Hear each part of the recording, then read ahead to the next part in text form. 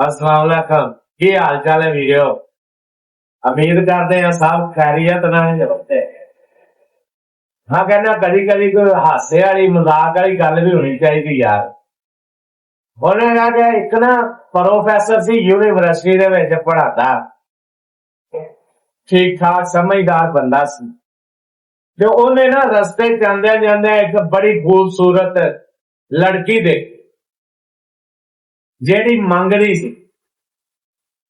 जो लड़की दे नाल उनदा वालद उनदा अब्बा भी मंगदा सी।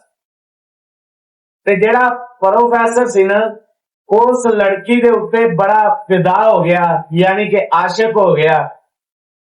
उनदे अब्बे कोलों उस लड़की दा रिश्ता मंगया ते उनदे अब्बे ने कहा कि रिश्ता तेनू मैं दे दिना, लेकिन तू एक काम, एक शर्त तेनू मंजूर कबूल करनी पैनी है।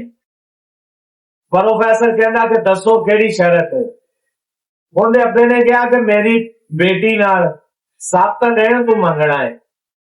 7 दिन जदों तू मंगेगा ना ते फिर मैं अपनी बेटी का रिश्ता शादी तेरे नाल कर दिया है।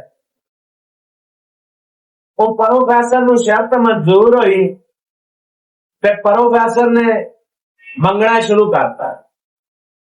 जदों मंगना शुरू किया ना ते 4 या 5 दिन सी प्रोफैसर नू मंगदे होए। ते एक दिन प्रोफैसर बैठा बड़ा रो रहा सी, शदीद रो रहा सीगा। ते ओ लड़की ने पूछा कि तू रो क्यों रहा, इना परेशान क्यों रो रहा इना तो। ते अगों प्रोफैसर ने जवाब दिता। उन्हें कहा कि मैं सारी जिंदगी एवें ही पढ़ाई दे विच गाज कड्डी है। उन्हें कहा भी ज्यादा प्रॉफिट ते मंगण वाले काम दे विच।